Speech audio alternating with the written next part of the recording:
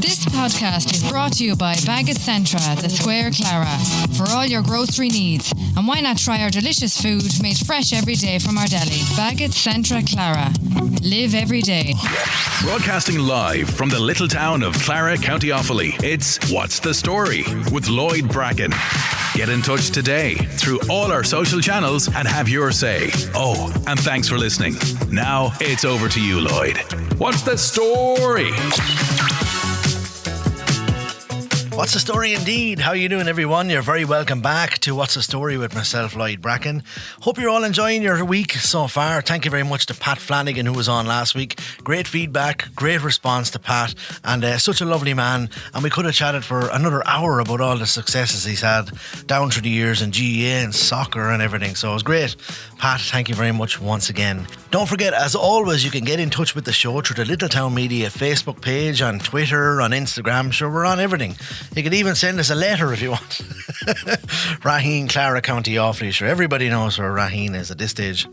Right, my next guest on the podcast this week is another sporting legend of Clara Town. He has done so much for soccer in Clara and, of course, in Horslip and Moat and various other places that we will hear about. He's an absolute gentleman and a great reaction when people heard he was coming on the show. So it's great and a pleasure to introduce to you Martin Devine. What's the story? What's the crack, Lloyd? How are you doing, Martin? I'm great, Lloyd. And yourself? I'm very good, Martin. Thank you very much. Look, thanks for coming on the podcast, Martin. Absolute honour. Did you get a taxi up or what? No, the wife lent me the car. It's a fine car. Martin, we have so much to get through. First of all, let's go back. Give the listeners a feel for your earliest memories growing up. Your dad, Tom, was a Galway man, and your mother, Rita, was a Westmeath woman, and you lived in Moat and Ballycumber for a time. Take it up there. Yeah, my earliest memories are living in Moat and Clipper's Lane. We were there for a couple of years and we got a house. My father's home, he moved to Ballycumber, and we lived for about 4 years in what's now Gavin's car park. It was a bit of a farmyard, and so about 58 we got a house in Marion Square. Guineans were leaving the house to move to Lakeview. So we got 29 Marion Square. We moved in. I never forget walking in from Ballycumber with Pat, Mary, Nullock was only a baby, and my mother and my Aunt Angela Flanagan walking in from Ballycumber to see this house. And like Shawnee Monaghan's story with no running water and nothing out there, you know, you had a well. Suddenly you were in here, you had an indoor toilet, you had running water. This was the Ritz. This was major stuff. And you walked in from Ballycumber. Walked in from Ballycumber, yeah. That's fantastic. Martin, describe your parents for me, would you? My dad was a man who kept himself very much to himself. He was a plasterer by trade. Typical man of his time. He worked hard. He enjoyed a few pints. Would have been good friends with the likes of John Moore and Ronnie Hughes. All those boys were all mates, they were all plasters. He was a man that I didn't really get to know until I was about 30 years of age, when I finished work in Bopa, and we started cutting turf together, and we'd have little chats and, you know, things like that. Now, my mother was different. I knew her. I felt her hand often enough. She had a great pair of hands, Lord have mercy on her. There was a big family. There was 14 of us. 7 and 7. Now, in that time, we never went hungry. She could bake, she could knit, she was an absolute fantastic knitter, orange jumpers, the whole lot. Now, the only problem we used to have was shoes, really bad with shoes, because I was a kind of a devil for kicking things, and so the toe began out of the shoe, and you go to mass, and you have a bit of cardboard or something inside of it, and you'd be trying to cover the hole in the church as people wouldn't see the hole in the shoe. So at least they knew what shoe was yours anyway. Yours was the one with the hole in it. Yeah. Martin, you said 14 in your family. Yeah. Did all of you live at one stage in Marion Square? We used to have 6 to a bed, 3 on the top and 3 on the bottom. Wow. And we fighting over my father's coat to keep warm. Marion Square at the time, now I'm not going back over it too much because Pat and Francis Fury covered it pretty well. But it was a fantastic place because if one person had money, everyone had it. The camaraderie up there was second to none. As the boy said, you get a slap there. If you see somebody saying you doing something you weren't supposed to tell your mother, or if didn't you get a slap, you know. You get a slap off someone else's mother. Oh, you would, yeah. You know, you were kept in line. Martin, you touched on something there that you said you didn't really get to know your father till you were about 30. Yeah, right. Why was that, Martin? Well, he was working, and he went for a few pints in the evening, and he would have been working all over the place. At one time, he cycled to Roscrea to work on a Monday, home of a Friday. He used to drink in rabbits. He had his own share in rabbits, and nobody sat in that chair. Jimmy Rabbit and anyone sit in that chair. It's backfired on him one night because the guards raided the rabbits and he snaked out. But the guards at the time knew who was there, so he was walking home one day. He was doing a job for Martin Flattery, and Jim Kerban, Lord of mercy on him, mercy on both of them, pulled up to give him a bit of tome. And thanks, Jim. I was a bit of business here as well, since Jimmy gave me a summons. So, you know, the downsides of having your own chair. Yeah, you know. Martin, like a huge family indeed, 14. Your father worked away a lot. Did you ever feel like that you were kind of the father to a lot of them there at the time? Well, as the years would go on, you know, you would feel that way. But as I said, my mother was a mother and father to us. And the one thing I just want to say is just my view, and I've told us a few people over the years, is that the mother is the real cement in the family. The mother is the person that keeps the family together, in my opinion. You were very close to your mother, Martin, were you? I was, yeah. Yeah, very close. And when did she pass away? 2013. I was actually in Portugal that week. I was between minds whether to go or not, but I'd seen her fighting and rallying so many times that I sent my brother Patter over to Thirds Pass to have a look and see what he thought. So he came back and said, look, I've seen her worse, so we went. But we had to come home on the Monday. No, I was home before she died, thankfully. She died over in Thirds Pass in the nursing home, and the care she got over there was unbelievable. Martin, I still can't believe 14 in the family. Credit to your parents, indeed. How quickly can you name all these siblings? Pretty quick, I reckon. Go on and give it a shot, will we? Well, I'll go this. Tom, Beanie, Patter, John, Darren and Joe. Now, they're not all in order, but and the girls then, there was Pat, Mary and Nullug. There was Angela and Anne, Fiona and Catherine. Jeez, that was quick enough now, Martin. For an old man, we haven't seen your moments. Martin, we have a lot of audio to get through. Our first piece of audio is from one of those siblings. It's from Pat. Just have a little listen to this. Martin was the eldest of us, 14 of us in it. I was next in line. And as a boy, Martin absolutely loved football. He also loved boxing as well as fishing. I was a very outdoorsy sort of a lad. He whenever he got the chance, but he done a lot for us. And when my dad was away working and my ma was in bed having one of the children, it fell on Martin to take the responsibility for the four eldest of us and then the younger ones. And I remember one time, on a funny note, when my dad came back home from work, he said to my mother, did the kids get fed, Rita? And my ma said, they did. And what did they have? Well, they had rashers and sausages. Are you sure? He said. And she said, yes, I am. Martin cooked them from. He said, I don't know how he did because there was no range on all day. But what they didn't know was that Martin made us eat the rashers and sausages raw. We never ever forgot that. We never forgave him for that. But apart from that, Martin's really a kind sort of a man. He's a man to go to if anybody has a problem, and he'll sort it out in as much as he can. That's what I love about Martin. My two girls and my grandchildren absolutely adore him. You will always hear them saying, was Uncle Martin up today? You know, he could be a smart aleck by times, because if you said something stupid out of the way, he'd pick you up on it and he'd make a sneer of you. And sure, how could you get the better of him? You don't. But the one thing is, I love Martin very, very much, and I can't say enough for him. Nice words, Martin, from your sister, Pat. Oh, lovely. I forgot about them sausages and rashers, but look, I done you a favour because there was a survey out today that says rashers are bad for you. It contributes to dementia, so I was only doing you a favour. So not the best of cooks, Martin, we've established that. I haven't proved since. But see, the thing about it is that Rasher, Joe, my brother-in-law, if I go up a couple of days in a row and say, you up again, and if I'm not for a few days, I say, where were you?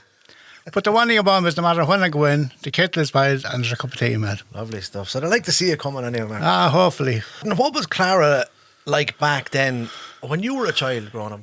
Yeah, I was only thinking about that there today. And Clara, at the time, there was plenty of shops, plenty of pubs. You had Jimmy Sullivan's there, which is now the Credit Union. Billy Ware, the sweet shop there, just down at the Parochial Hall. McDonald's living there now. And Katie Gall, She used to get the Nancy balls there, horrible yolks, but we thought they were lovely. What was the Nancy balls? They were little small yolks, licorice yolks, with a fierce tang in them, you know. And then, Jimmy Rabbit, of course, and Baggett's, they came shortly out. They came in the early 60s there, you know. I had to give them a plug on in case Jasson doesn't talk to me. I believe this year will be the 10th anniversary of your brother Darren's sad passing. Tell us a little bit about Darren. Darren was the one of us that, he was the one that had a bit of culture. He was the one that went to college. He went to Wingham when he was young enough. He was over there for 10 years. Darren and myself were always very great.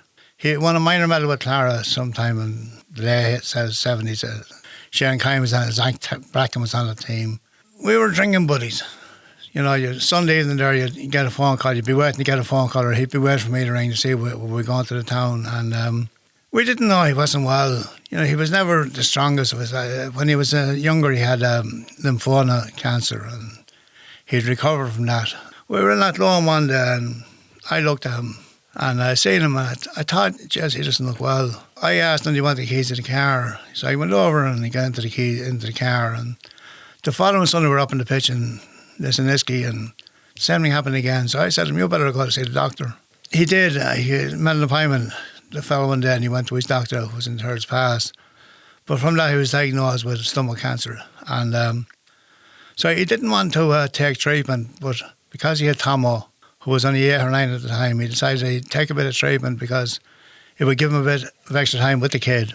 And as I said, he got 7 months. That was in February or March, and he was dead in October. Okay, so very sudden for the Devine family, 7 months. Yeah. 41-year-old. 41-year-old, yeah. 41. One thing about me, he had great friends. The likes of Roy Cronin and poor man that's fighting his own battles there now, Gerard Tracy, Martin Tracy, all them boys. And the day he was buried, we were going up along. There was nothing planned. I said he was a fierce Liverpool supporter. When we were going up, I asked the boys, Alan Cronin, Roy Cronin, Tracy, Martin Tracy, and them would sing "You'll Never Walk Alone," and they did. And it would bring tears to us, Dawn. You know, but... A nice tribute. Yeah, no, it was lovely, and... nice to have that support, Martin. Oh, absolutely brilliant. And as I said, I wish Ger all the best, and hopefully things pan out for him, you know. Yeah. He's a great lad.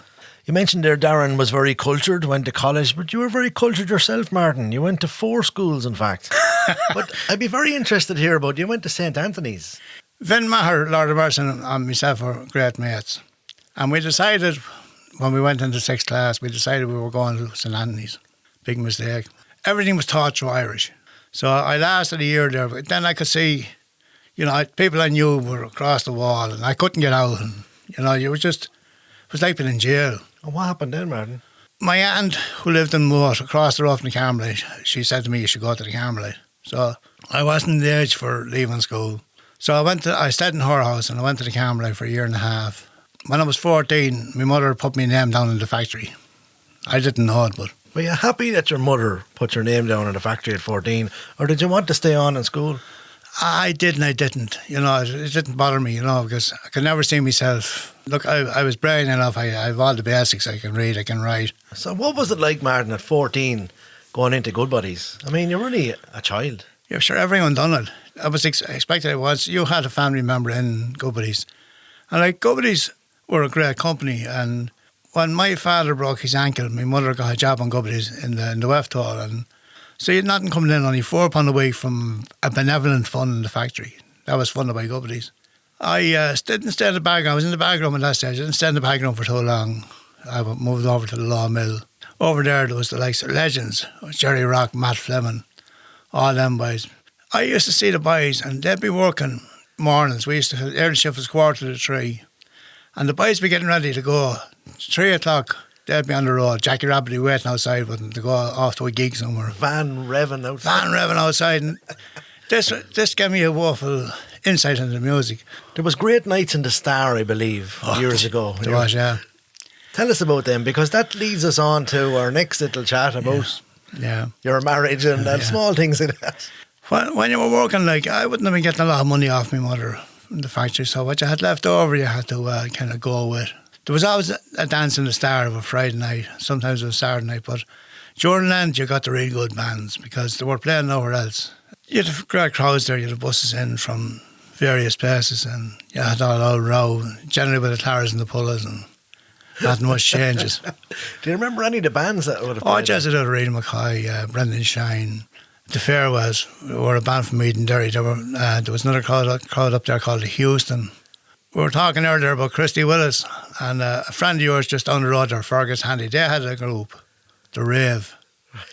They were a relief group. This is news to me now. The Rave. Yeah, the Rave. They were a relief group. Fergus was the lead singer. And they actually used to play relief to Joe Dolan. Jeez, I'll have to look up the Rave. Oh, the Rave, yeah. Yeah, you want to get Fergus in there and answer a few questions. Were you big into the music then, man? I know we're talking about the music. It was the scene. It was the scene because there was no drinking at the time. You know, I didn't drink until I was 19.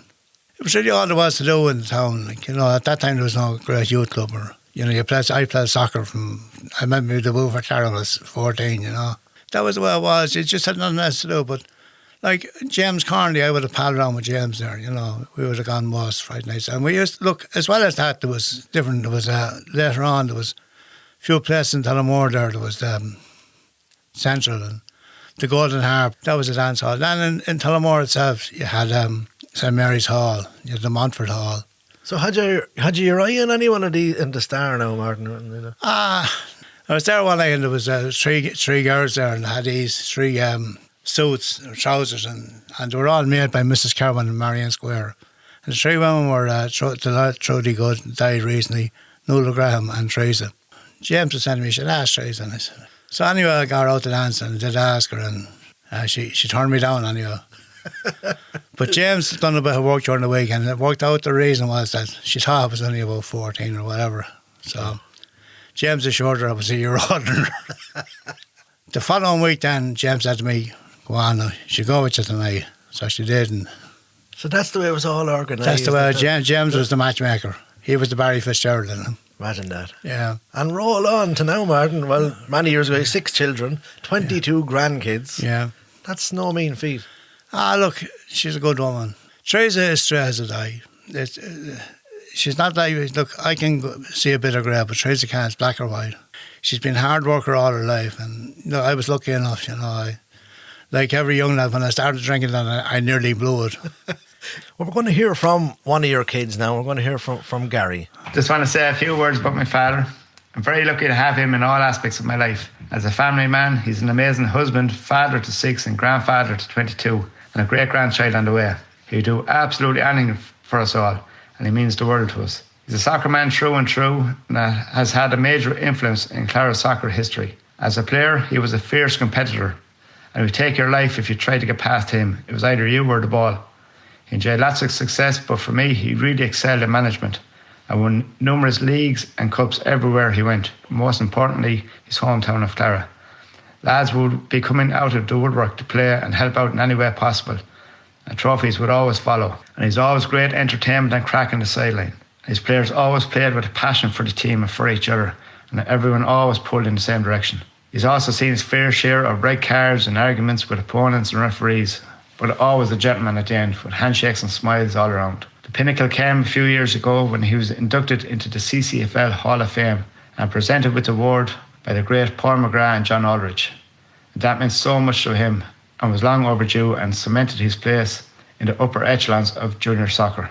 We're all very proud of him and has had a major influence within my sporting life, and is someone I look up to and hope to emulate some of his achievements and successes. And hopefully the club will see some glory days again very soon. Finally, on the work side, there's not another taxi driver in Ireland that does what he does. For him, it's not a job, it's a way of life. When he had the stroke 3 years ago, the thing that hurt the most was that he might never drive taxis again. And that spurred him on and motivated his recovery. And he is looked after so many people in this town, from a chat when someone is feeling low or in hardship to financial support or just to have a laugh. He could probably write a book about the things that he's seen down through the years, but has kept all these things close to his chest. I leave it at that, Lloyd, and thanks so much from all the Devines for having my dad on, and keep up the great work. That's your son Gary there, Martin. Yeah, kind words. Kind of struggling. I don't expect praise like that. Look, What's it like to hear your son speaking about you so highly like that? It's great. It's great. Like our family in Riverview, we're always very close. Like we're very tight, and we've always tried to be there for one another. But a lot of that is down to Teresa. more so than me, like, you know. Like, she was a football widow for 45 years at least, you know. And as Gary said about the taxis it's not work to me. It's a labour of love. I love, you know, some of the people that, and I'm not going to start now. Well, I might name one or two because I just don't want to forget anyone, and I'd hate to offend anyone. But the one lady up around Marion Square who was 90 years of age lately, and every year, even though she doesn't use taxis anymore, she doesn't go out because of COVID and everything. Every year, there's a hundred in envelopes and out to me. That means a lot. That's lovely, isn't it? Yeah.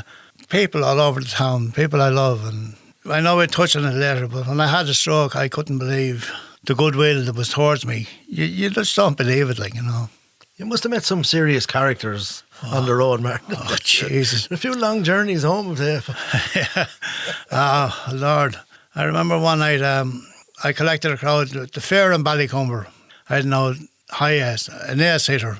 There was a hape in the back, and Kenneth Monaghan was in it, and the one and only Sammy Hughes. And there was slagging was going on. Kenneth's the first one to slag, you know. Sammy looked at me, and he, one of the best put-ons I ever heard, and he said, look, Monaghan, he said, you have a brother, Shawnee, and he thinks he's gorgeous, but he's not. Come on, Sammy. Brilliant. Yeah. Now, you'd want your wits about you picking up from the Ballycumber Fair back then, wouldn't you? Look, it was great. Years back, there was used to be a marquee in Ballycumber. That's part of the dancing thing as well. You had the marquees, you had it there, you had it in the Milans, you had one there where the old Duns is. They were everywhere. Great crack. And they're coming back, like, you know. So is Gary your boss now, Martin? He is, yeah. He likes to think it anyhow. So you started the taxis with Beanie. Yeah. Then you bought it. Yeah. You sold it. But you're still working there.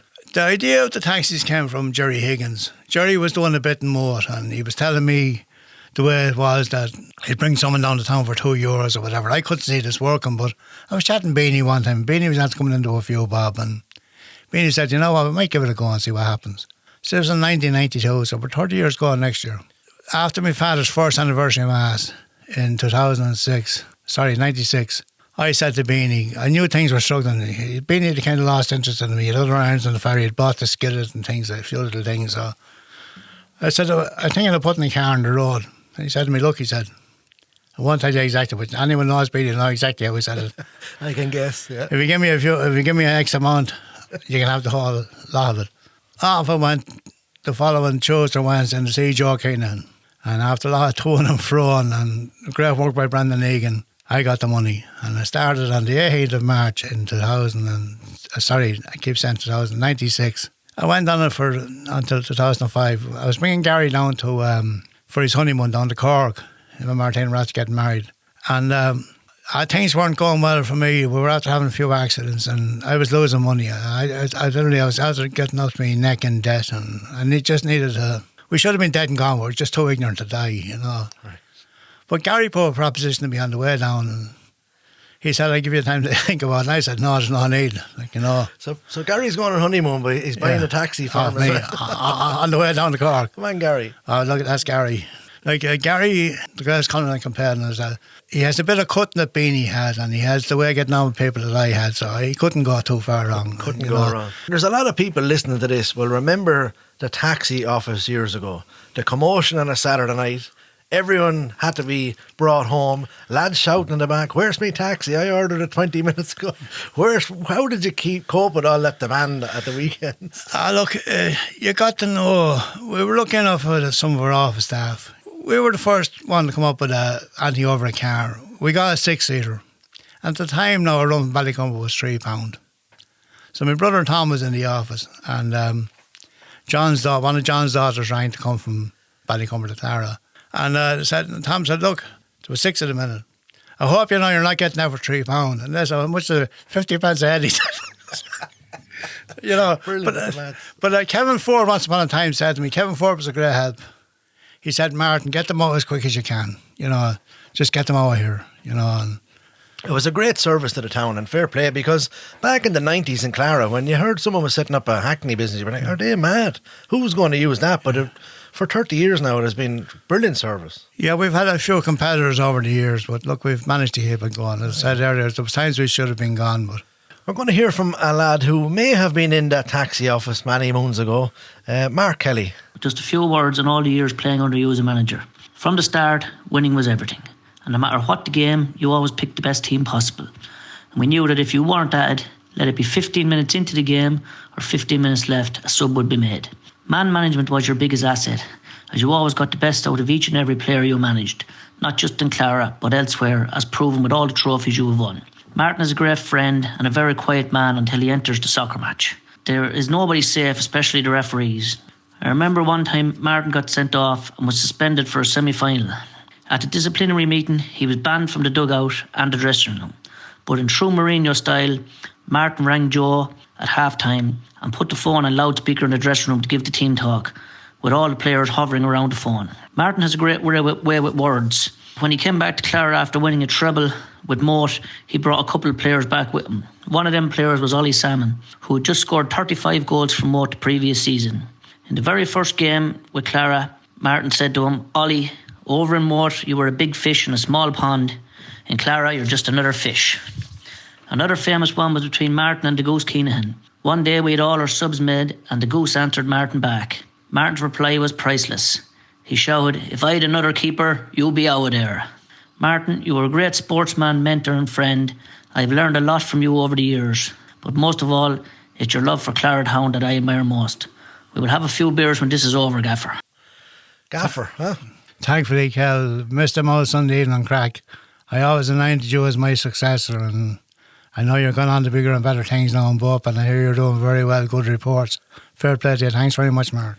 Martin, what I get from Mark's little piece of audio there, you don't let lads get above their station now.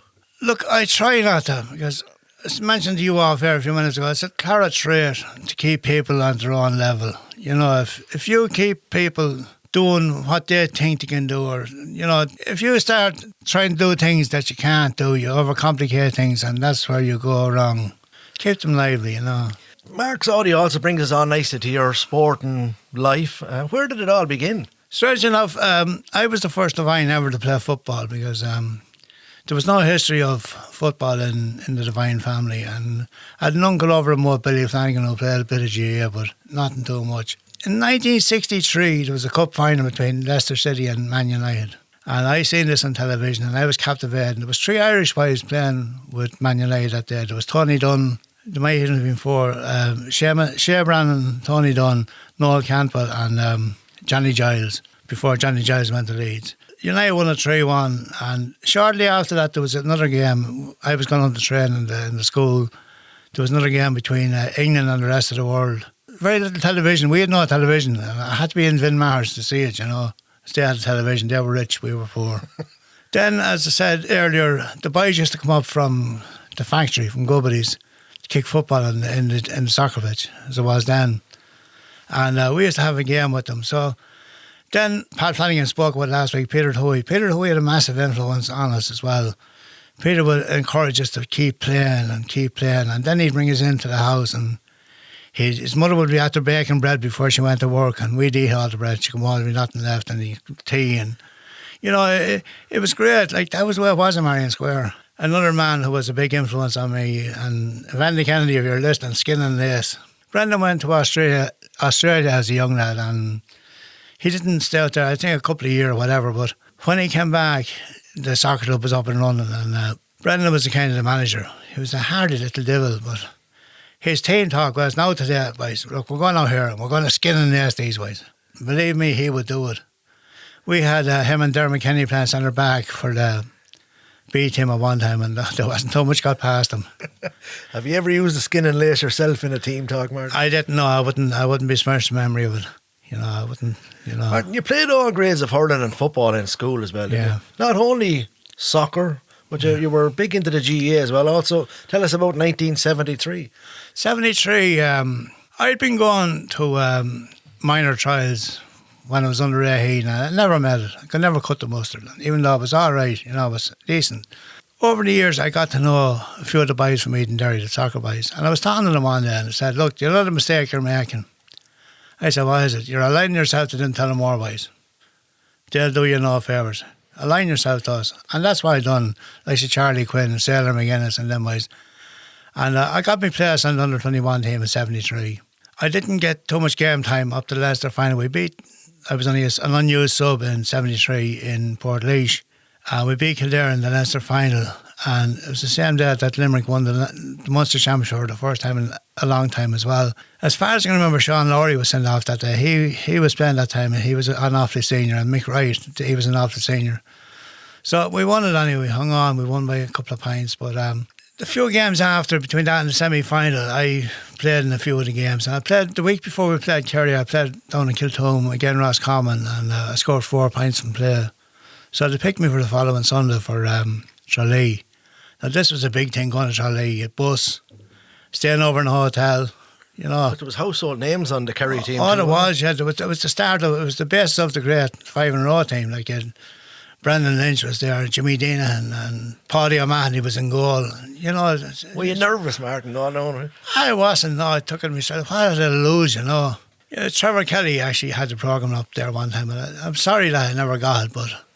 Look, I played the 60 minutes. I might have scored a point. I don't know if I did or I didn't, but I got the 60 minutes and that was good enough for me. And that was kind of the end of my inter-county career. What a great achievement, Martin. Fair play and fairness. You had a lot of soccer success in Clara down through the years. I had, when the soccer club started in 66, I was hanging around Lucy, and the first chat about a soccer club reforming in Clara was a great soccer town. Back, look, some of the players that played for Clara over the years, early on, like John Hines, Irish Junior International, Sonny Rickard, Des Kennedy, Aidan Kennedy. You know, they were all great men. There was the likes of Sean Kennedy and Jimmy Dunn, who played with Tullamore. And Jimmy Dunn played in goal for Athlone Town a couple of seasons before they won the League of Ireland. So the history was there. The Clara boys were always highly regarded. One night, I was coming home from Carmelay and Moat, and I got a lift with Jack Veal, and I went in the Simpsons. I was related to the Simpsons, and we were chatting there about soccer, and Jack Veal agreed to bring up a team from the army, and we played in the GA pitch with 1 goal and 2 courts, and I played in goal for Clara. And look, from that it again took off. We entered the team in the Tullamore Town League, and the big team in there at the time were West End. John Minnock, probably the best footballer from around here I've ever seen, was playing with them. But lo and behold, we went and won the goddamn thing. Frank Simpson was a manager, and Sonny Kelly and Jack Kelly, and we had more managers than we had players. No, but anyway, from there we started having under-16 teams and youth teams, and about 69 we won the Midlands Under-21 League. I remember the night of the presentation was a great night down in Athlone. Darby Dunn was there as well. Darby was a good one as well. I played, as I said, the first game for Clara when I was only 14, but I made me debut in the AUL up in Tarragon, Temple Celtic when I was only 16, and played for a couple of years. And then I was hanging around there. 71, I was there or thereabouts, and I was played a youth, and the boys must have reckoned I was too young, whatever, but they got to the final that year, and Pillar Fitzpatrick scored a hat-trick up in the pitch. They went to, it was a 2-legged affair against Newbridge Town. Clara won it, but I didn't get in the shake up, but I got a trophy. That was all that mattered. It's like Shani Monaghan.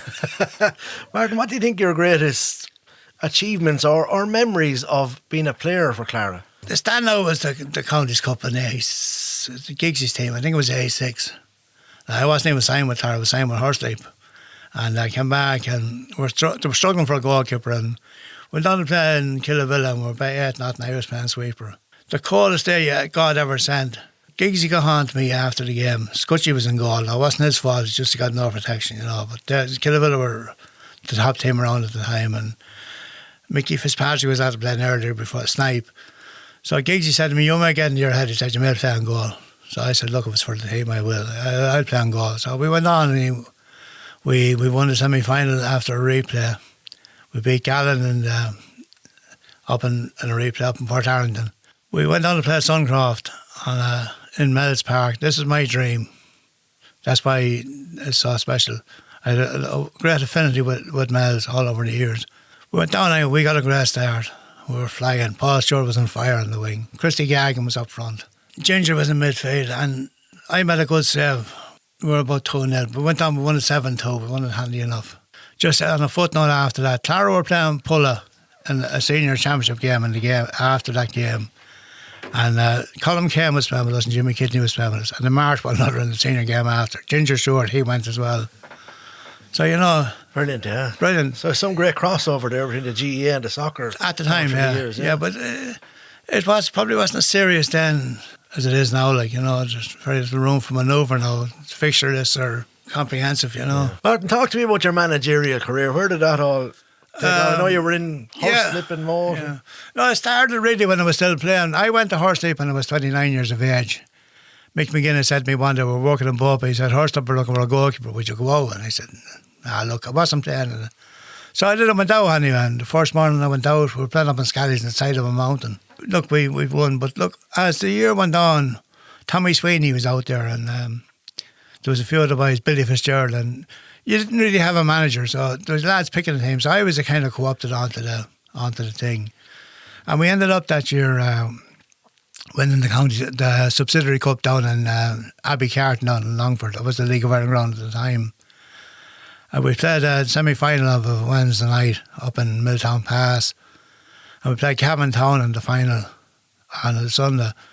And I was always of the belief when you were going to play a final, you had to treat players right. So I got the club to stump up a few bob. So we organised a restaurant in Longford for after the game. And then we came back. And the scenes in Horsley were absolutely unbelievable. The bonfires. You'd think this and Ireland final after winning. Mono was there as well at the time. Was it frowned upon that you brought players from Clara to Horslip, or did the guys in Horslip say, hold on a minute, what's this Monaghan lad coming in here? Well, Horslip would have been different in that they were nearly all outsiders anyway. There was very little, like, they were mostly Kilbeg and Claras. Like, there would have been a history of Clara players playing with Farrell Corney and them boys, they all played with Horslip, and Horslip were starting. I would never have brought a player unless he was better than what was there, you know. Would it be frowned upon if you brought lads to Clara then? Clara has always been a different type of club. Clara has always been a club where more or less you had Clara players. Now, I know over the years a few lads have played and played with distinction, you know. Barney O'Brien was one. The first one was probably a fella called Sean Corley, but he was working in Seamus Lynham from Pulla, you know. Lads like that, they were all good players, but look, the thing about a Clara player was anywhere you went, a Clara player could look after himself. They were tidy, you know. Martin, you also had family on the sideline with you as well, with Martin Jr. Yeah, he came on the scene when he finished playing there, like, you know, and I was in Moat, and just, he used to be coming on with me, so I brought him in. I didn't have an assistant after. Back years ago, I had a couple, like I had Johnny Kelly from Bonus Terrace. Johnny was me go-to man. Johnny used to go to the town of a Saturday night to scout and see where the boys out. Well, that was his excuse anyway. I'm sure Angie didn't believe it then. She didn't believe Johnny it now. was going down to tell Martin Devine then who was downtown drinking. No, I would never stop them drinking. Right. But if I heard them, they were down at 1 or 2 o'clock, like there would be consequences. So, Martin, was respect your mantra then for the whole team? That was I'd have died for them. I would have died for them, and I would have hoped that they would have died for me, you know. That's unbelievable, isn't it? Yeah, look, but I was talking to Davy McGuinness today, who I would have been associated with in Moat, and he said that he always was kind of, not jealous is not the word, of the togetherness of the Clara boys. Camaraderie. There's always a fierce... I'll tell you a story about Henry Carroll. Years ago when I was trying to, Andy was to have a bar, I was trying to get him to play with Clara, and he wouldn't play for love or money. I could never figure why. He played with us in the 35s. One night we were having a few pints and baggies, and I said, Andy, I'm going to ask you something. I want an honest answer. He said, what's that? I said, I tried to get you to play with Clara. You wouldn't play with Clara. Why?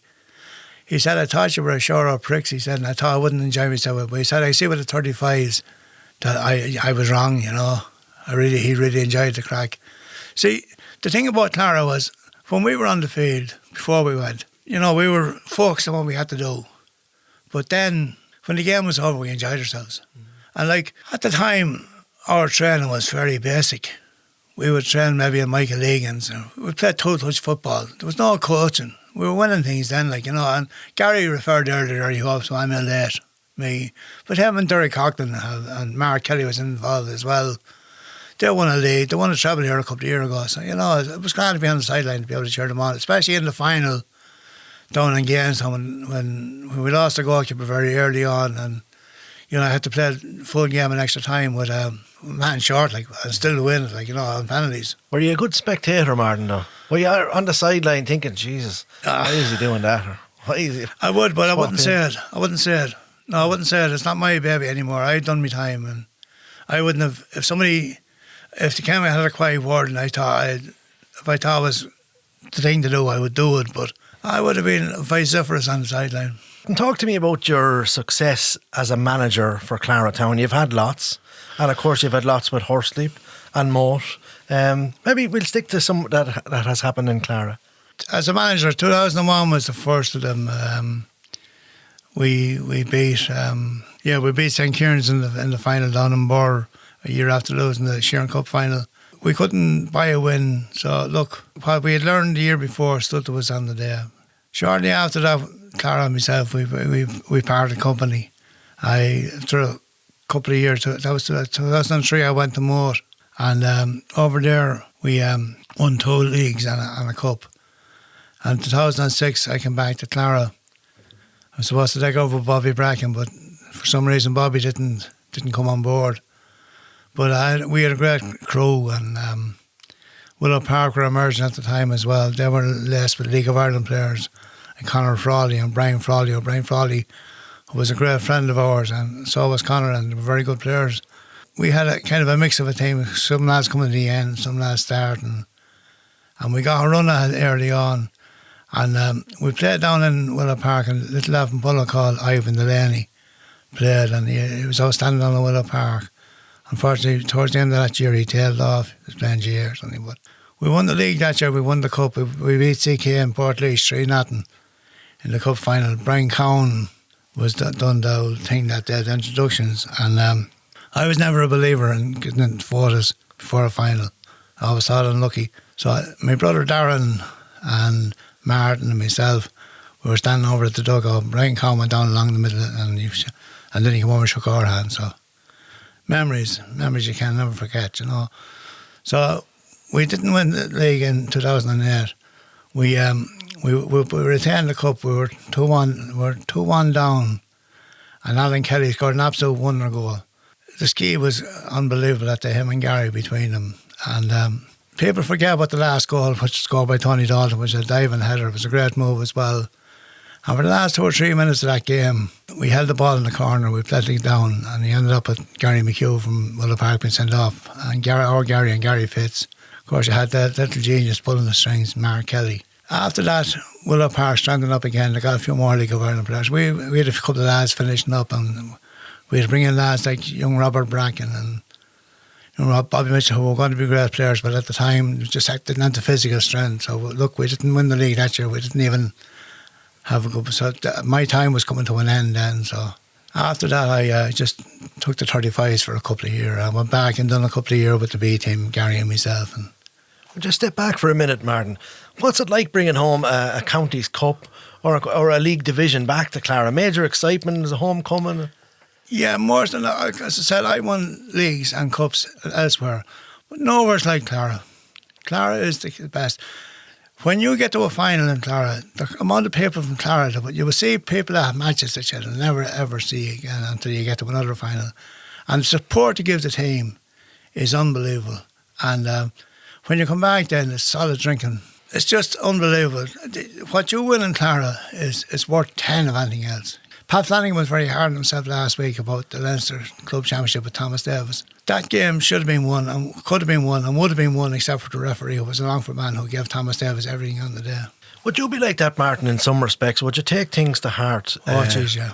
Yeah, you're there. Look, what used to particularly hurt me was when I was in other places and you'd get a bit of abuse from some people. Now, they weren't really Clara supporters. But to forget about when there was 7 down in AGM and there was no money in the club, and to forget about those things. And these are only fine day supporters, not really Clara Town supporters. Where is Clara Town Football Club at the moment, Martin? At the moment, Clara is it a good place? It's in a good place. Derek and Gary are back. I'm washing the jerseys just to keep me involved. And if there's a young lad with a bit of a problem or he wants to have a chat or whatever, the talent we have is unbelievable. We need a couple of experienced old players there to... Would Shawnee Monaghan make a comeback? Jesus, look, he probably would, but, I think like myself, the game has gone away from Shawnee, and like lads like myself, they were doing well in the early 2s and 90s and that. We probably wouldn't do it now because things have changed. I tell you, we're going to hear another little piece of audio here from a referee, but you used to manage him and he managed you. We'll hear a little story here from Paddy Gaggan. Have a listen. Thanks, Lloyd, for having me on here today to talk about Martin. While most people would associate Martin with soccer, he was a very passionate sports person, and he's left a lasting legacy in the town, in business and in sport. My first memories have been meeting Martin were in the Lake Club, which was back in the 70s. He was on the committee. Also, Martin played in the 1973 All-Ireland Under-21 football semi-final against Kerry down in Austin Stacks Park in Tralee. A Kerry team that included Mikey Sheehy, John Egan, Jimmy Deanahan, who were all household names on the Kerry team that won 4 in a row, and of course awfully stopped them for the 5 in a row with Seamus Darby. In 1986, when I managed Clara Town to win the first official Counties Cup, Martin played a starring role in goals. In the semi-final versus Gallen, in the last few minutes, his bravery to deny Pascal Healy a certain goal with a tackle that today would certainly be frowned upon. The Gallen player stretched out on the goal line and the ball stuck in the net by an inrushing Gallen player. Thankfully, the linesman decided to signal offside for that stretcher player. It turned the history of the club as we beat them in the replay and went on to win the final. In '89, Martin managed us to a first ever top division league title. I was fortunate enough to be playing some turnaround. I genuinely believe his performance in '86 in winning that cup set the seeds for several more years to come. Martin gave lads a chance to play. Once you were committed and trained, reputations didn't matter. He had a huge respect of all the players and never held a grudge. If you had anything to say to Martin, he let you say it. Then he told you what he thought. It mightn't be what you'd like to hear, but he said it anyway. I remember one evening we played a semi-final in Portarlington. He took me off very early in the game. I wonder why.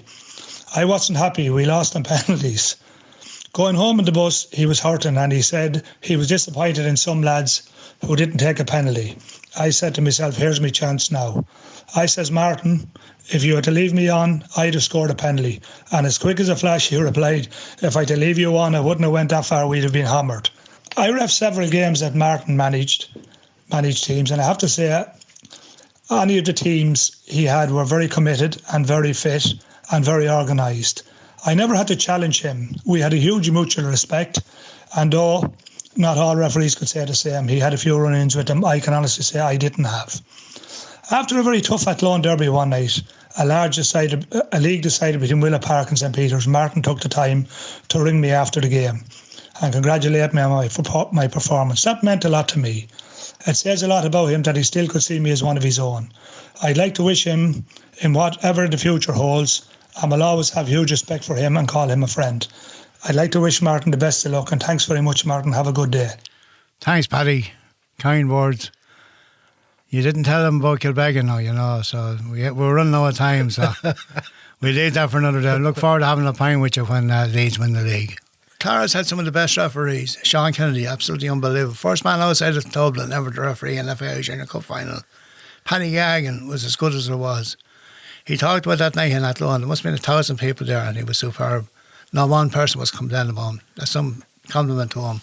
There was a number of good referees in Clara. The one thing I always found about the Clara referees was that when teams come down here, Clara boys, they were impartial. They refereed impartially. Tom Cunningham was a good referee as well. He stood well. I seen him having some very good games. Leslie Buckley we have in the town. Leslie is there now, and Pat Corney. Fard was very good as well. But the thing about most of them boys is they all played the game. And that's why, Were you friends with all the refs down through the years, man? Oh, absolutely. When I was inducted in the Hall of Fame, people won't believe this, but the first man to congratulate me that night was a referee, was Paddy Nolan from Longford. And look, I can meet the referees now and I'll have a chat with them. Oliver Holmes, who Shawnee was talking about a couple of weeks ago, I'll pull his clothes out of the car. When I used to go down to Mullingar Athletic, the first thing when I went in there, Oliver Holmes called me into the little canteen down there and make me a cup of tea. When I went off the pitch, once 90 minutes was up, I was finished. Whatever I had to say, I said it. That was it. I shook hands and forgot about it. You mentioned 2016, inducted into the CCFL Hall of Fame. That obviously a huge honour for you, Martin, after all the years involved. It was, and I was codded that night. Like Gary told me lies that night, and I was in there, and I didn't know who they were talking about and reading out the citation. And Gary said to me, "Sound like anyone?" I said, "Enough." You know, I got an awful no, and he was slightly wrong there. It wasn't Paul McGrath who was there that night. It was Ronnie Whelan and John Aldridge. What did it mean to you, Martin, to get that? Was it finally? Did you seek recognition at all, or you? No, I done it for enjoyment, and because it was. Teresa wouldn't go to the games because she knew what was going to happen on the line. She only ever went to about two, maybe 3 games, you know. But I'd be at home the whole week and I'd be saying, "I'm going to be settled on the line now this week. I'm not going to get involved in anything." And it wouldn't be 5 minutes in and it'd be off. You're like Sam Allardyce. I think he takes the heart tablets before he goes out. No, I actually seen that happening in Clara. The late Tommy Dolan, after a junior football match, we were going off the pitch and it was a very tight game, and Tommy was popping these pills. I said, "Tommy, what are they? My heart tablets." The stress on the line too much. Yeah. Would you do it all again, Martin? Absolutely. And again, Pat Flanagan hit on this last week, and I was talking to the Goose here a couple of weeks ago about it.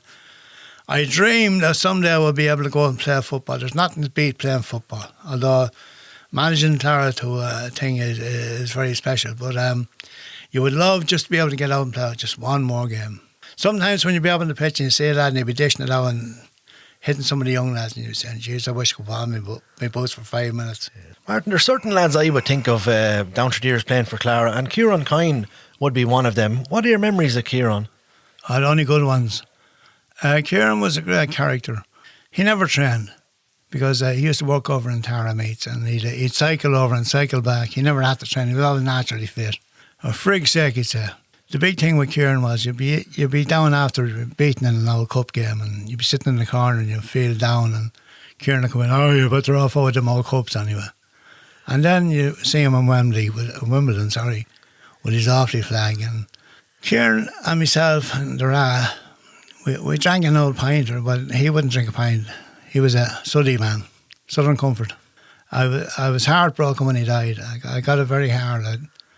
I got it very hard to accept that such a kind, gentle lad could be taken so quickly. But I seen him with my own brother, so it doesn't, you know, it's no respecter of whether you're good or bad. And it had a profound effect on me. And, you know, he was just one of nature's gentlemen. I remember we went up to play somebody, I think it was Suncroft, and there was a write-up, and the Herald was the paper at the time, and you got a write-up in the Herald you had it made. Suncroft was after playing the week before up in Dublin, the centre forward in a great game, and scored a hat-trick, so I was on to Kieran, and I was telling Kieran, "This lad, hot shit, like, you know, you stick to him." So Kieran stuck to him all right, like glue, so much so that they were taking him off after about an hour. Kieran was jogging over the line. I had to show him to come back, and your man showed me. Somebody take this big monkey off me, and with that, my memories of Kieran Kine will never be forgotten. And him and the Ra, just unbelievable people. So we're going to play a little piece of audio here. It's from Thomas Flanagan. It was a poem that was written by Shawnee Buckley, actually, about Kieran Kine. I just thought it'd be nice to put it in on your podcast because of the, you know, the surrounds with the Clara Football Club and that. So, Lloyd, how are you doing? Continued success to yourself with the Little Town Media page, and love the podcasts every week. Something to look forward to. Getting an insight into the town, and I suppose chatting some of our local legends around the town. Another one there, Martin Devine with you today. Always had massive respect for Martin in the soccer club. There wasn't too many who didn't. But I suppose the poem here I'm reading out today is a tribute to Kieran Kine. It was written by Shawnee Buckley, and I suppose I had the honour of reading it out at Kieran's funeral. I suppose anyone who was around Clara at the time will never forget that funeral for the massive turnout it had, you know. Just showed the respect that the man had within the town. But it goes like this. In 1967, on a cold December morn, not far away in Mullingar, the great Kieran Kine was born. The second eldest in his family, a happy baby boy. As his parents held him in their arms, they cried tears of joy. At a very young age with your brother Shane, ye would make a track to the football field with boots in hand and bag upon your back. For hours on end you'd hone your skills, running to and fro. Then you'd pack your gear away, and to Railway View you'd go. Encouraged to play all sports by your ma and da, eventually it came down to two with the soccer and the ga. Soccer was your first love, with Clara Town you made your name, an inspiration to all young players of how to play the game. Your discipline was exemplary, every manager's dream, never playing for yourself but always for the team. When attackers ran at you and a tackle you would make, they'd fall and dive like a ton of bricks and you'd say, for frig's sake. Quietly and politely, you would shake your head, but you'd be thinking to yourself, the next ball and he's dead. I bet you to this day you can still remember most of the players and the pitches, and how you tugged out from above the car and from underneath the ditches. It's those memories that you will remember with fondness and delight, how you'd burst with pride that you could not hide when you wore the red and white. When the history books are written and the boots are put away, you'll be known as one of the best around on any given day. On and off the football field you are a gentle giant who likes his southern comfort, Man United and a pint. You've shown remarkable strength and courage, and nothing will keep you down. So we want to say a big thank you from all at Clara Town. Thanks, Tom. Lovely piece there. Of course, written, full credit to Shawnee Buckley for writing that. A lovely poem. Brilliant. And it sums up the man, the man he was. And lastly, Martin, on the football, was it hard to leave Clara or to be let go from Clara? Was any of them kind of bitter moments? There was that. That's true. I was the one was bitter, But look, I got over it. And you came back? They got over it. I came back. And when I came back, it was better than ever because the people that I had run-ins with, and we used to meet and have a pint, and I got to know. I'm talking about Peter Newman, who was a great club man, and only for him and the likes of him and Mikey Mack and Pat McAvoy, Lord of Mercy, Marion Square, Lakeview, they made that place up there what it is now, and you asked a question about earlier there. Now, I don't know how I define it because I haven't been involved for a while, but they're not doing a great job up there in the clubhouse, and sometimes you should go up and have a look at it. And when my brother Joe was taking over as chairman, I was a bit dubious, but I have to say he's proved me wrong. And you have the likes of Aggie there, and it's just great. This club is in a good place, and we need just to get a little few bits of luck. And some of the pitch we played in over the years, what's up there now is unbelievable. Martin, your passion for the game is second to none. Are you still passionate when you go to see Clara? Oh yeah, absolutely. We're going to hear one last piece of audio from another friend of yours, Frank Feary. Hiya Lloyd, thanks for the call. Martin Devine, probably one of the most successful managers in Clara Soccer history. He managed successfully Kilbeggan, Horsley, Moult and Clara, and he was very successful with each of them. He had a great capacity, and he still has a great capacity for putting a team together and getting the best out of them. And they don't start out as the best players, but he motivates them and he gets them all working together. And they're very successful. And he runs a very successful taxi business. And as a player, he could play in most positions, probably has played in most positions. And he played very well. But as a goalkeeper, he had few equals. He was an outstanding goalkeeper, very brave, great hands, great timing, and a good organiser of his defence. All round, Martin Devine would be very highly regarded as a good neighbour. And I know from people how considerate he is, particularly toward his older clientele in the taxi business. How kind he is, how considerate, how compassionate. He's a very good lad. Himself and Teresa run a really good show there. So, the best of luck, Martin, and see you soon. And thanks, Frank. I didn't get a chance to say anything nice about you, so I said now, a long time friend. I'm one of the first people into the hospital who see me when I was in there. Those things won't be forgotten, Thank you. Mark, that leads me on there to something. You had a bit of a health scare in 2018. Lead us up to that. I know I'd put on a bit of weight, but I was feeling good. I didn't feel bad in the day. Strange thing at the time, there was no school that day, and I was usually used to do a school run. So about 10 to 3, I had nothing to do until 3:15. I had to collect Anne Redmond to bring her home. And I just went home, get a cup of tea and whatever, but it didn't feel any different. I went over to the handbells to wash my hands, and I couldn't run on the tap. I said, what the hell's wrong here? So next I stumbled and I fell back on top of the toilet, broke the cistern, fell on the ground. Now when I fell on the ground, I was unfortunate that the door was kind of ajar. So the shoulder wedged up against the yoke. So my phone was ringing and I couldn't answer it. I couldn't reach my phone. The thing probably that saved me was the fact that I always answer my phone. If I did not answer straight away, I would get straight back to you. But my son Martin realised there was something wrong. So he rang Shirley, who lived across the road. And she was on her way to Moore. She was at Bogtown Corner, but they turned back.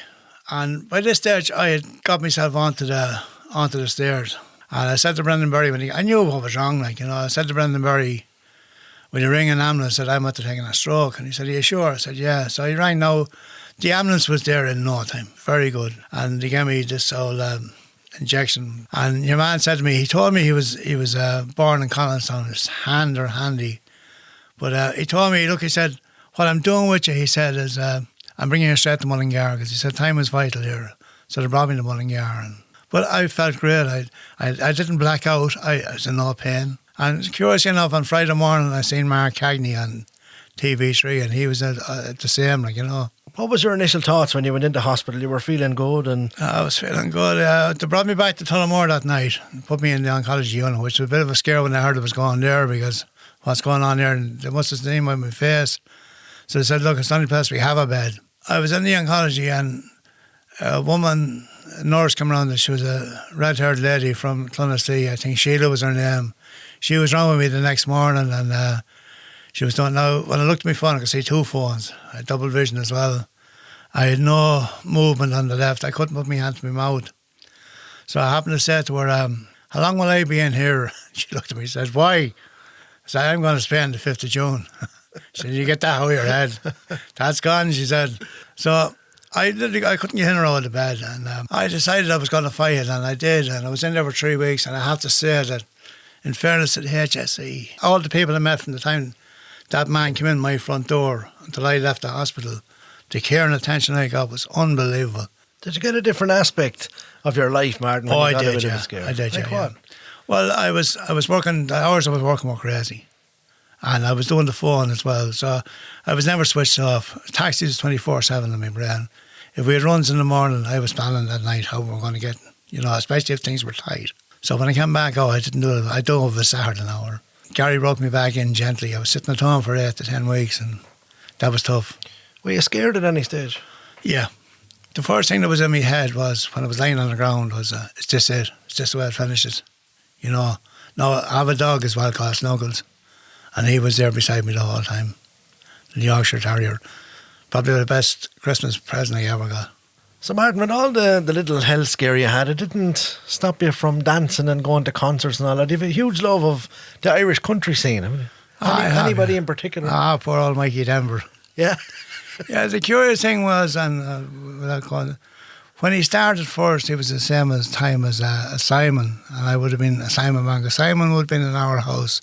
He paddled around with Gary when they were young, and we had one great night down in Killarney. I think you might have been there yourself. I was indeed. You were in the front row. In the front row, and I just felt that Simon had his natural ability, his talent is unbelievable. But my mother bought me tickets for a concert in the Bridge House, and there was lots of Larry Cunningham and the mob around, and Mike Denver was there. He was only starting.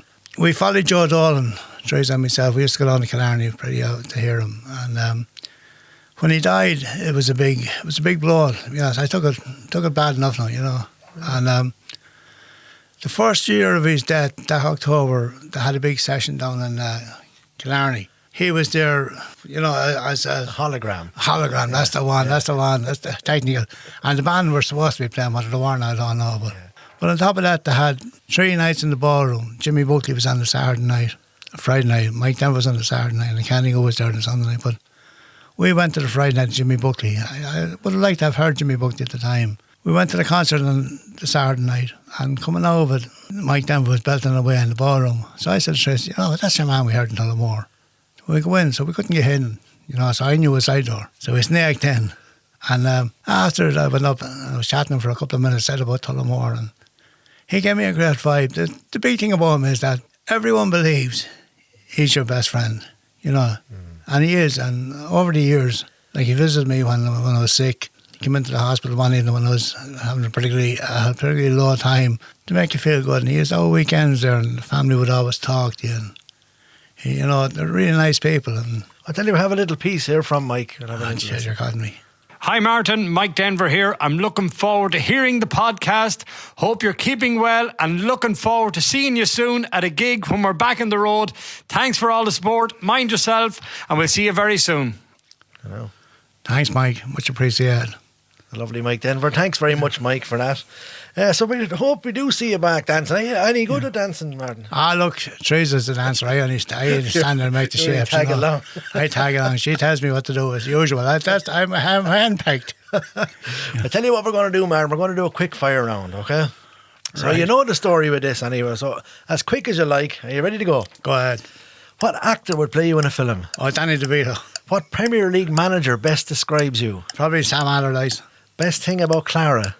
Look, the people. I know everyone says the people, but it's the camaraderie and the way they help you when you're down. One thing you would change about Clara? I would get a bulldozer and start bulldozing all those graded buildings and give us a bit of TLC. We need it. We need a bit of love in Clara. First car you ever bought? A Renault 10 PFI 123. Engine in the back. If you could go back in time, what advice would you give yourself? Wouldn't have done a whole lot different. The one thing I might have liked to have done, I would have liked probably to have travelled a small bit when I was younger. But look, I've met out for it in the last 10, 15 years. So. Best character you've ever encountered in the taxi? Oh, just a few there. Pat Welsh. What actress would play Teresa in a film? Well, I was told not to say someone. So look, and I can't say Julia Roberts. So then close. When there's that man. No, it's not your career. Who's your biggest idol outside of sport? Mike Denver. And for the last question is the £1 million question, okay? Now, you were a phone a friend on this before, so you know all right well, okay? So you have a phone a friend. Yeah. If anyone thinks this is set up, it's not. No, because I have the question here and I'm going to hand it to Martin, okay? And we do have a phone a friend on the line for Martin. That's if you choose to use it now. Dassun Baggett has the cheque written out down there for $1 million pesetas. I think he probably want to mind that and save it in case he gets the old post office. Right, here we go, Martin.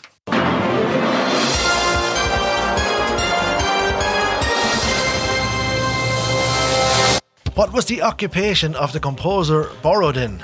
Was it A, naval captain, B, chemist, C, lawyer, or D, chef? You make me that friend.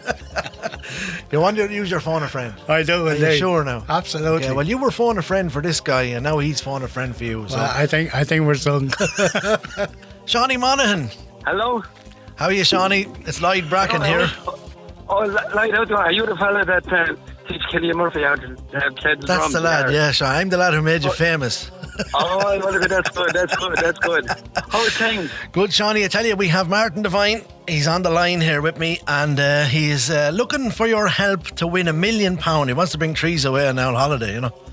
Oh, jeez, anything for Trees and Martin. I'll be only glad to do it.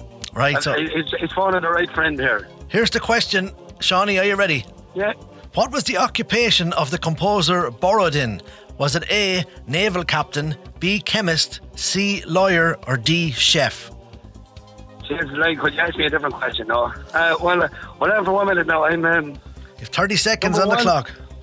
Right, I'm a kind of 30% sure of the first one, and a bit 60. I go with the last one there, like chef. I'm 99% sure it's that. You're 99% sure it's chef. Yeah, I am. Yeah. So okay. I owe Martin a big favour, so I hope this works for him. Shawnee Monaghan, thanks a million. Take care of yourself. No problem at all, and the best of luck. Thanks, Shawnee. So now, Martin, Shawnee is 30% sure it's A, but he's 99% sure it's D. So the maths. He was never good at maths. Right. So what are you going to go for? Look, you know what? He went with me, so I'll go with him. You're going to go for D. I hope he can go to the credit union to pay for the holiday if he's wrong. Well, you're both wrong again. I was going to go for lawyer. It's B, chemist. Huh? So now. You should have got Brian McManus. Martin, any advice for the younger generation, or perhaps your 22 grandkids who may be listening in? Fergus Hanley gave me a bit of advice a good few years ago, which I was reluctant to take, but I'm a bit stubborn. But I did, and it's probably the best decision I ever made in my life. Get yourselves sorted out in the credit union. You'll never be stuck. And you can talk all you like about banks. We bailed them out, and now they're going on us again. So if you keep the credit union fairly right, you'll never go too far wrong. Martin, would you like to mention anyone on the podcast before we finish up? He's ruffling the sheets here. Yeah, first of all, just Dermot Kelly there, because Dermot, you retired 1 year too early. And second of all, I know there's probably loads of people I should mention, but it's just the one come to my head. But I was in Athlone on Saturday, and Seamus O'Brien gave me a coffee. He wouldn't give me sugar. Fair play to you, Seamus, you were right. You'll make somebody a great wife. And of course, I never forgot my old friend Tommy Corney, who died during the year. He was part and parcel of all those things. If there is anyone I've forgotten, I just want to say what the other big interview here a couple of weeks ago. Memories can be, people remember things differently, you know. So anything, if I've mixed up any or remember, I apologise. I just want to say, Lloyd, just what the job you're doing, and it's fantastic. I didn't know if it'd take off. I didn't think Clara had enough characters to keep it going. But you've proved us all wrong, and long may it continue. Thanks, Martin. Thank you very much. Martin, again, thank you very much for coming on the podcast. Continued good wishes to you with your health and with your life, and thanks for all the glory days you've given to Clara Town. You're more than welcome. It was my honour. It was, as I said a couple of years ago when I took the stroke, the number of people that came to see me, and that was just, I was astounded. Like the number of people that called to the house, people that brought me books. I could never thank them enough, and as a Clara man, I mightn't have been born in Clara, I'm like a lot of people, but I'm a Clara man through and through. I wasn't anyone saying anything about this little town. Let's call out his name, Tommy K, Tommy K. Tommy K the DJ, Tommy K, Tommy K.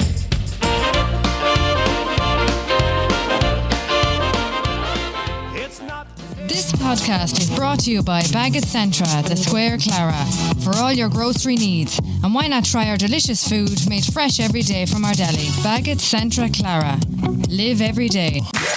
You just listened to What's the Story with Lloyd Bracken. Check out all our social channels for info on new episodes. Oh, and thanks for listening.